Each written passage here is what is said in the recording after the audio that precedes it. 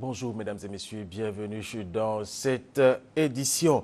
La chefferie traditionnelle et les responsables de jeunesse de la région du Gontougo à l'est de la Côte d'Ivoire ont été reçus par le ministre des Mines, du Pétrole et de l'Énergie, Adama Tounkara. Les échanges ont porté sur la résolution d'un conflit relatif à l'exploitation du manganèse dans le département de Bondoukou par un opérateur économique indien, Francis Boafo.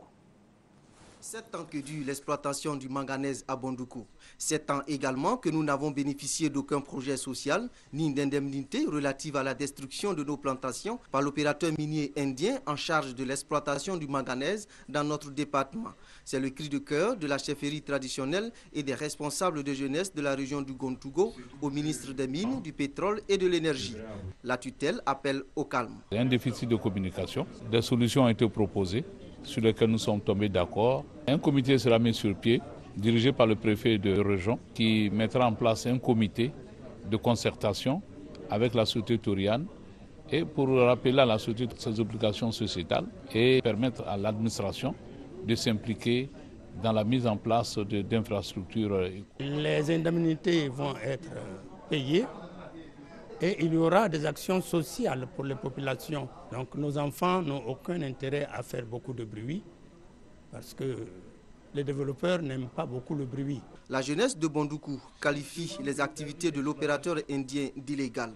Le ministre Adama Tounkara indique que cet opérateur a été autorisé à exercer par arrêté signé du président de la République. Il invite les jeunes qui crient à la fermeture de l'unité de transformation du manganèse de Bondoukou à respecter l'autorité du chef de l'État. Bientôt, le ministre des Mines, du Pétrole et de l'Énergie conduira une mission dans le Gontougo. Objectif, résoudre définitivement le conflit qui oppose les populations à l'entreprise minière.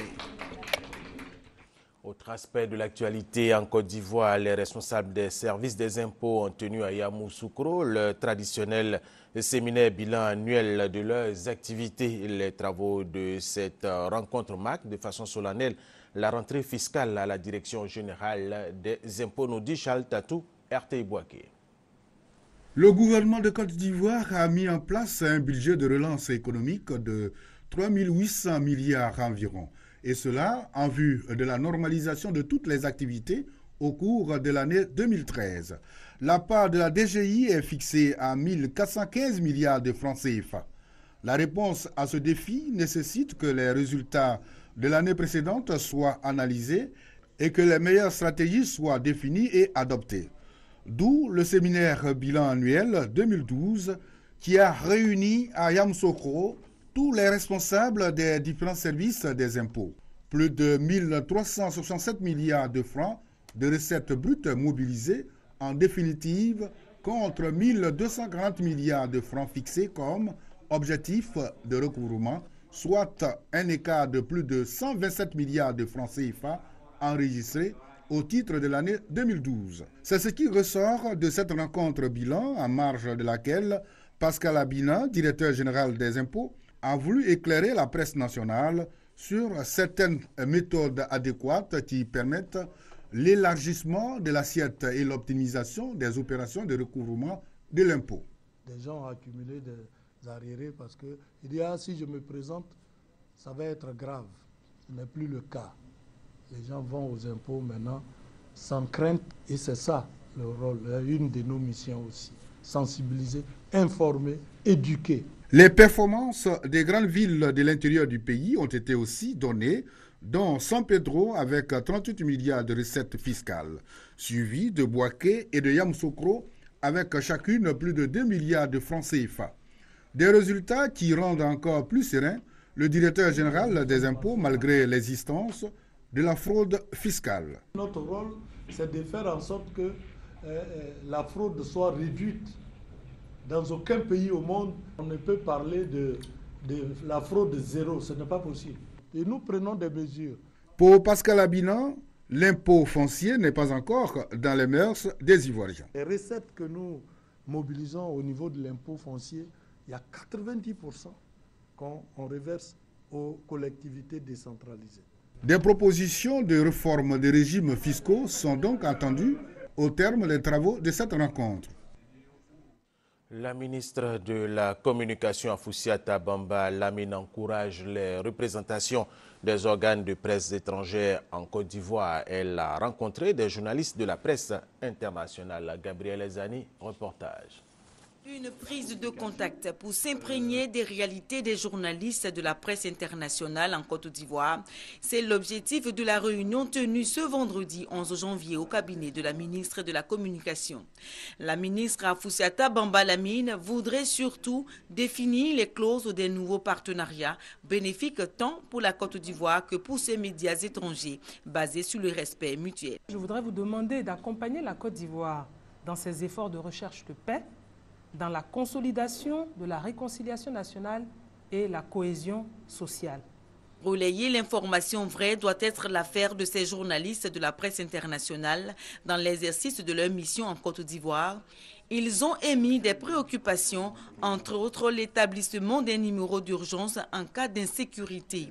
Une quinzaine de représentations des organes de la presse étrangère exercent en Côte d'Ivoire et leur présence permanente contribue au renforcement de la crédibilité de notre pays, selon la ministre de la Communication.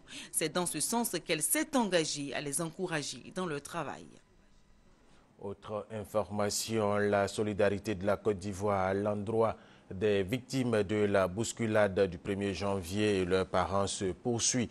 La première dame de Côte d'Ivoire a offert des vivres aux parents de 63 familles, un geste pour faciliter l'organisation des funérailles. Mamadou Kouassi. Prières et émotions sur l'esplanade de l'hôtel de ville du Plateau. Les parents des 63 victimes de la bousculade du 31 décembre continuent de recevoir le réconfort de la République de Côte d'Ivoire. La première dame, Dominique Ouattara, a fait parler son cœur dans cette douloureuse situation que vivent les familles en ce début d'année 2013. Elle a offert à chacune des familles une demi-tonne de riz, des cartons de bouteilles d'huile, des cartons de boîtes de tomates, des cartons de biscuits, des sachets de pâtes alimentaires, des sacs de sucre et des sacs de sel. Un soutien qui leur permettra de mieux organiser les funérailles. La ministre de la Solidarité, de la famille et de l'enfant, représentant la première dame de Côte d'Ivoire, réaffirme la volonté de l'État à accompagner les différentes familles de victimes en cette douloureuse circonstance. Pour dire aux Ivoiriens que c'est ensemble, unis, que nous devrons aborder toutes les difficultés qui se poseront à nous à chaque étape donc, de la vie de la Côte d'Ivoire. Les parents des victimes expriment leur gratitude à l'État de Côte d'Ivoire pour le soutien. J'ai perdu ma femme, ma fille, plus ma nièce. Tellement qu'elle était dépassée, je me suis confié à Dieu, c'est la volonté de Dieu. En tant qu'un croyant, en tant qu'un musulman, il faut accepter. Vraiment, si elle prend ça et elle met ça dans le sacrifice de 41 jours, c'est les musulmans. Nous remercions beaucoup le couple présidentiel pour tous les gestes qu'ils font pour nous. Que Dieu fasse que vraiment tous ces défunts reposent en paix, dans la paix du cœur. Et que le pays aille dans la paix et dans la solidarité. La cérémonie de don a été également un moment de prière pour le repos des âmes des défunts. Parlons maintenant de la célébration de la nouvelle année traditionnelle chez les Gbin. C'est dans le département de Bondoukou, au nord-est de la Côte d'Ivoire. Cette nouvelle année est appelée Dafiago et elle correspond à la cérémonie des feux de brousse. Lassine Fofana. Dafiago. Contrairement à leurs frères Koulango et Abron, les Gbin de Bondoukou ne fêtent pas l'igname, quoiqu'ils la cultivent et la consomment en grande quantité. À l'instar des Abidji de Gaumont qui fêtent le Dipri, les Gbin célèbrent plutôt le Dafiago, cette fête qui marque la fin d'une année et le début d'une nouvelle année. C'est l'occasion pour ce peuple d'être reconnaissant vis-à-vis de ses dieux, de ses ancêtres, vis-à-vis de tous ceux qui l'ont soutenu tout au long de l'année qui vient de s'achever et de demander de bénir l'année qui commence. C'est tout le sens de ces rituels d'adoration qui s'est tenu dans la première case de Bondoukou. Le chef des Gbin, assisté de quelques initiés, est entré dans la petite case et a fait des offrandes aux dieux, aux ancêtres. Cet instant solennel s'est déroulé en présence de la reine-mère, des notables, d'une foule enthousiaste qui a chanté et dansé tout le temps qu'a duré le rituel. Les autorités de la région ont marqué leur soutien au peuple Gbin par leur présence et par leurs dons, elles aussi. Fin de la cérémonie, des bénédictions ont suivi, des bénédictions à l'endroit de toutes les populations de la région du Zanzan et au-delà de toute la Côte d'Ivoire. La cérémonie s'est achevée par des danses traditionnelles et rendez-vous a été pris pour la fin de l'année prochaine.